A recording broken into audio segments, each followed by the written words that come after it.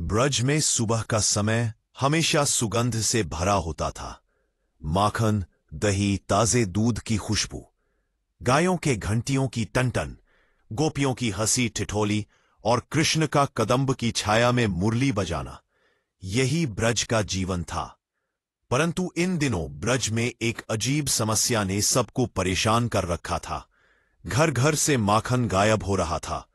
घरों में रखे मटकों में से दही रहस्यमय ढंग से खाली मिल रहा था। गोपियां बड़ी व्याकुल होकर एक दूसरे से शिकायत करती, अरे सुनो, मेरे घर का माखन भी कौन ले गया? दूसरी गोपी कहती, मेरे घर के घड़े में तो कुछ भी नहीं छोड़ा। तीसरी गोपी हंसते हुए बोलती, लो, आज गोवर्धन पूजा का माखन था, वह भी नहीं बचा।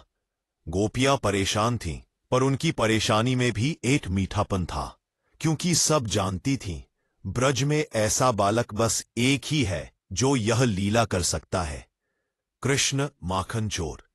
कृष्ण की चोरी साधारण चोरी नहीं थी, वह एक दिव्य खेल था। कृष्ण अपने छोटे छोटे दोस्तों के साथ पहले तो घरों के बाहर मंडराते जैसे राह तलाश रहे हो, फिर पेड़ों पर लगे घड़ों को छड़ी से तोड़ते, माखन गिरता, सब एक एक कर उसे खा लेते। उनकी आंखों में चमक, हंसी में मधुरता और चेहरे पर माखन का लेप, यह दृश्य गोपियां गुस्से में भी देखकर मुस्कुरा देती। कभी तो कृष्ण अपने कंधे पर किसी बालक को बैठा देते, कुछ नीचे से पकड़ते, किसी दोस्त की पीठ पर चढ़ जाते और आंचल से मटके को साफ सुथरा कर देते। अक्सर बाल सखी राधा इर्छी आंखों से कृष्ण को डांटते हुए कहती, तुम हर रोज मेरे घर का माखन क्यों चुराते हो? कृष्ण हंसते हुए कहते, क्योंकि तुम्हारे हाथों का माखन सबसे स्वच्छ, सबसे मीठा है। राधा भौहें तिरछी करके कहती, तू जालिम, कल मैं तुझे पकड़वाऊंगी। कृष्ण मुस्कुराते हुए नन्हे से चेहरे पर उंगली फेरते, पकड़ लेगी? अच्छा, कोशिश करना। यह था ब्रज का रोमांच, यह था बाल कृष्ण का रस। लेकिन अब गोपियां तय कर चुकी थीं, आज हम सब मिलकर कृष्ण को पकड़ेंगे और यशोदा मैया के पास ले जाएंगे। योजनाएं बनी, मटकों पर पहरा लगा, दूध की हंडियां ऊपर ऊपर बांधी गई ताकि कृष्ण पहुंच न सके। पर क्या कृष्ण इतना सहज हार मानने वाले थे? कृष्ण मुस्कुराकर मित्रों से बोले, चलो, आज इन सबको दिखाते हैं कि हम जहां चाहें वहां पहुंच सकते हैं। और कृष्ण ने अपनी मुरली बजाई। मुरली की धुन जैसे ब्रज के हर कोने में फैल गई। किसी के घर की बकरी धुन सुनकर उछलने लगी, कहीं कोई गाय आकर खड़ी हो गई, कहीं कोई कुटिया का दरवाजा खुल गया। और इतने में कृष्ण ने माखन चुराया और बाल साथियों में बांट दिया। पर गोपियां भी इंतजार में थीं। कृष्ण पकड़े गए। वे सब कृष्ण को पकड़कर ले गईं यशोदा मैया के पास। यशोदा ने गंभीर स्वर में पूछा, कन्हैया, तू फिर माखन चुरा रहा था? कृष्ण ने भोली सी आंखें जमाई, मैंने किसका माखन चुराया? गोपियां एक स्वर में चीखीं, हमारा। कृष्ण मुस्कुराए, अगर तुम मानती हो कि यह माखन तुम्हारा है, तो सच क्या है? गाय किसकी है? चरागाह किसका है? पर्वत किसकी गोद देता है या घास? तो माखन का अधिकार किसका हुआ? वृंदावन की मिट्टी में खेलते कूदते हुए कृष्ण और सुदामा ने अपना बचपन साथ बिताया था। सांझ के समय दोनों एक ही कदम्ब की शाख पर बैठ जाते और यमुना की ओर देखते थे। कभी दोनों एक ही घास पर लेट जाते और बादलों में आकृतियां खोजते। कभी कृष्ण अपनी बांसुरी में धुन छेड़ते और सुदामा चुपचाप सुनते रहते। सुदामा का स्वभाव बहुत शांत था, उसके मन में कभी मैं नहीं था।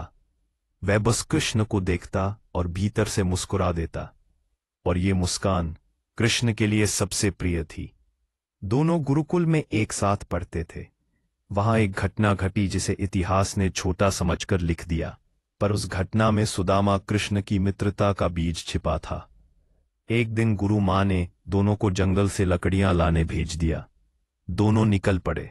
सुदामा ने अपने झोले में थोड़ा सा चिवड़ा पोहा बांध रखा था। बारिश अचानक शुरू हो गई। कृष्ण और सुदामा एक पेड़ के नीचे बैठ गए।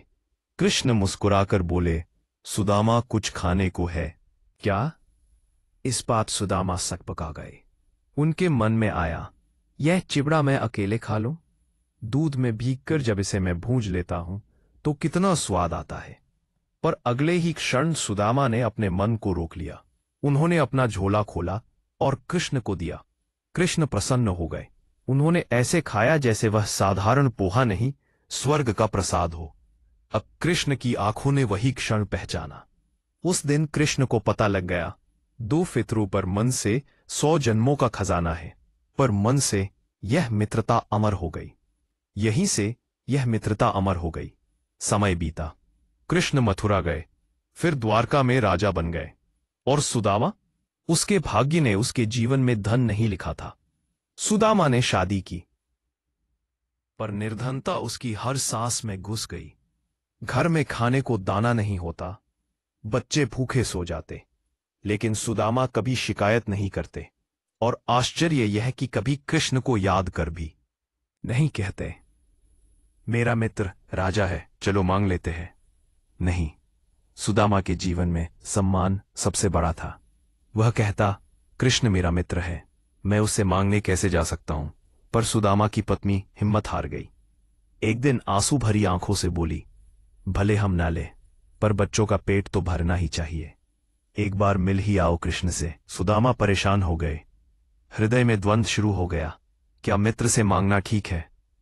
लेकिन फिर उन्होंने तय किया, मैं जाऊंगा पर कुछ नहीं मांगूंगा। पत्नी ने पूछा, खाली हाथ जाओगे? सुदामा मुस्कुराए, कृष्ण तो मेरा सब कुछ जानता है, क्या उसे दिखावे की क्या जरूरत? पत्नी ने घर में रखा थोड़ा सा पोहा लिया, एक कपड़ा लिया और उसे गांठ में बांध दिया। यह ले जाओ, कृष्ण को खिला देना, कभी इसी पोहे को तुम दोनों ने साथ खाया था। सुदामा ने वह छोटी सी पोटली उठाई और द्वारका की ओर चल पड़े। द्वारका पहुंचते ही महलों की चमक देखकर सुदामा की आंखें चौंधी गईं। द्वारपाल ने रोका, कौन हो तुम? द्वारपाल ने कहा, कृष्ण का मित्र हूं, नाम सुदामा। द्वारपाल हंसा, राजा कृष्ण का मित्र, ऐसे फटे कपड़े, ऐसी दुबली काया, ये कैसा मजाक है? लेकिन अंदर से एक सेवक दौड़ता हुआ आया। नाम क्या बताया? सुदामा। सेवक ने सुनते ही दरवाजा खोल दिया, क्योंकि उसे मालूम था कृष्ण अक्सर सुदामा का नाम लेते थे। जैसे ही खबर कृष्ण तक पहुंची, वह अपने सिंहासन से उठकर नंगे पांव द्वार तक दौड़ते चले आए। सुदामा ने झिझक कर हाथ जोड़ा, कृष्ण, और कृष्ण ने सुदामा को गले से लगा लिया। ना राजा, ना राजासी वस्त्रों का गर्व, बस वही पुरानी मित्रता। राजा नहीं, बचपन का मित्र बोल रहा था। यही देखकर पूरे महल की आंखें भर गईं। कृष्ण ने स्वयं सुदामा के पैर धोए, उनके पैर पोंछे, उनके कंधों को सहलाया। सुदामा की आंखों से आंसू रुक नहीं रहे थे। कृष्ण बोले, क्यों आए हो? कुछ तो मांगने आए हो ना? सुदामा ने मस्तक झुका दिया। वे लाए थे वह पोटली, पर शर्म के कारण उसे छुपा लिया। कृष्ण ने हंसकर पोटली निकाल ली। ये क्या है? थोड़ा सा पोहा। सुदामा शर्म से कांपते बोले।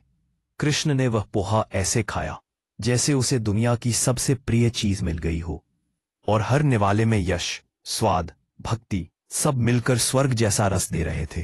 कृष्ण बोले, सुदामा, दुनिया में तुम्हारे द्वारा दिया हुआ यह पोहा भी मेरे लिए अनमोल है। सुदामा वापस चल पड़े, बिना कुछ मांगे। उनके मन में चिंता नहीं थी, वे बस कृष्ण की मीठी आंखें याद कर रहे थे। उनके कानों में कृष्ण की आवाज गूंज रही थी। उनका चलता हुआ मन कृष्ण की प्रेम धारा में डूबा हुआ था।